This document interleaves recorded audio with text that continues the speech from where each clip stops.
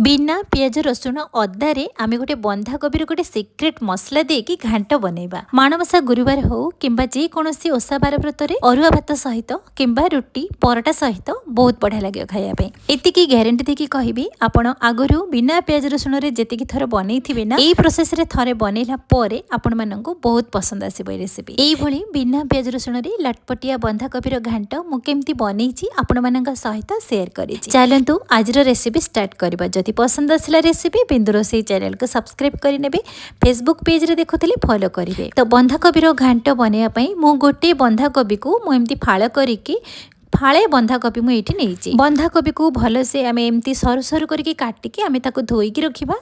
बंधाकोबी सहित मु एठी गोटी आलू ऐड करिछि। आलू रो भलो से चोपा छडे नबा आउ ताको छोटो छोटो पीसेस रे काटि आनिबा। एई भली भाबरे मु छोटो छोटो पीसेस रे काटिछि। आपण जदि चाहिबे टिके बड़ पीसेस मध्य करि परिबे। एइठी आमे गोटे बाउल रे गोटे कप मुग डाली को मु भाजी के एमती ताको पानी रे भिजेई के आमे साइड रे रखिबा। एबे आमे बंधाकोबी रो घांट बनेया पे मु एठी गोटे छोटो कढ़ई नेइछि। सेथिरे 2 रु 3 चम्मच एठी रिफाइंड तेल ऐड करिछि। आपण जदि चाहिबे घियर मध्य बनै परिबे। एइठी आमे गोटे चम्मच जीरा ऐड करिसंती, तेजपत्र, सुखिला लंका, किछि गरम मसला को एमती आमे छेचि के ऐड करिसंती। एतिकी जिंस को आमे छुंक लगेबा। भल से छुंक दे सारा परे काटिकी रखिथिबा आलू को एठी ऐड करबा। आलू को टिके भाजीबा, बेसी समय भाजीबेनी, जस्ट टिके हल्का भाजी सारा परे आमे सेथिरे ऐड करबा धोई के रखिथिबा बंधाकोबी। बंधाकोबी को ऐड कर सारा परे सेथिरे आमे अल्प किछि लंका गुंड ऐड करबा, अल्प किछि हळदी गुंड, स्वाद अनुसार एठी लूण ऐड करबा। एबे आमे धोई के रखिथिबा मुग डाली को मध्य एठी ऐड करबा। एई प्रोसेस रे ना देखिबे बहुत बढ़िया लागिबो खाया पई। बिना पियाज रसुण रे बंधाकोबी को एमती थरे बनातु, देखिए बहुत ही टेस्टी लगे। बंधाकोबी को भल से मिक्स करके 2 रु 3 मिनिट आमे ताको तेल सहित टिके भाजी आनिबा। भल से भाजी सारा परे आमे सेथिरे ऐड करबा हाफ चम्मच मुठी सुंठी गुंड ऐड करिछि। सुंठी गुंड ऐड करबे ना देखिबे तार गोटे बहुत बास्ना सहित टेस्ट भी बहुत बढ़िया आसीबो। तापरे आमे गोटे चम्मच धनिया पाउडर ऐड करिसंती, गोटे चम्मच आमे नो ऑनियन नो गार्लिक रो मसला गुंड ऐड करिसंती। एठी आमे गोटे कप मटर ऐड करिसंती जोटा कि ग्रीन मटर, ता सहित गोटे टमाटो को एमती बड़ बड़ पीसेस रे काटिकी ऐड करिछि। एबे आमे सब जिंस को भल से मिक्स करि आनिबा। जदि ग्रीन मटर वर्तमान आपण पाउ नाहंती ताले एमिति घुगुनी करूथबा मटर को किछि समय पानी रे भिजेई के रखिथिबे, सेई मटर को मध्य ऐड करि परिबे। एबे आमे भल से टिके तेल सहित भल से भाजी नबा। भाजी सल्ला परे आमे ताको किछि समय ताको कवर करबा सिझिबा पई। ता पूर्वरु आमे एठी गोटे कप गरम पानी ऐड करबा। ठंडा पानी बिल्कुल देबेनी, गरम पानी एठी गोटे कप ऐड करिसंती। तापरे आमे भल से मिक्स कर सला परे आमे ताको किछि समय ताको कवर करके मिनिमम 5 मिनिट पर्यंत ताको छाडी दबा सिझिबा पई। एठी हमर बंधाकोबी सिझिबा भितरे आमे तार गोटे सिक्रेट मसला गुंड बनैबा। सेथि पई आमे गोटे पैन नेचंती, सेथिरे 3 रु 4 चम्मच सोला डाली ऐड करिसंती, 2 रु 3 चम्मच आमे चीना बादाम ऐड करिसंती। चीना बादाम जदि नथिबो ताहले 2 रु 3 टी काजू ऐड करिवे, नहेले चारु मगज मंजी मध्य 2 चम्मच ऐड करि परिबे। एबे आमे सब जिंस को भल से हल्का टिके भाजी आनिबा।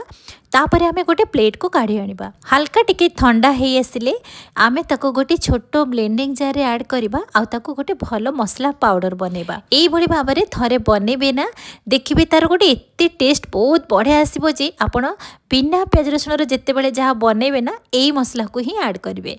एबे हमर देखंतु मसला गुंड बनी गला। तो एबे आमे चेक करबा हमर बंधाकोबी सिझिछि कि नाही। एठी हमर बंधाकोबी बढ़िया से सिझी के रेडी हो जाइछि। एबे ताको भल से टिके हल्का मिक्स करबा।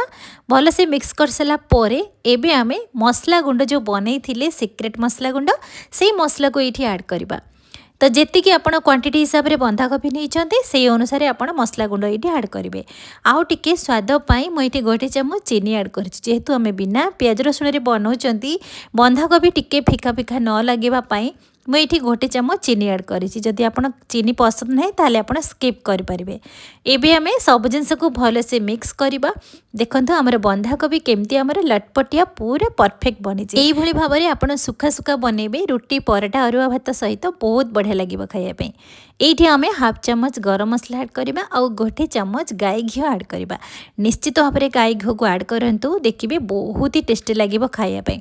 आमे जेहेतु बिना पियाज रसुण अदारे भी बनै देखुचंदी आमे एठी अदा भी ऐड करना बिना प्याज रसुण अदारे आमे केमती केते सुंदर भाबरे लटपटिया बंधाकोबीर घांट आमर बनिकी रेडी हो गला। एठी जदि आपण चाहिबे धनिया पत्र मध्य किछि ऐड करि परिबे।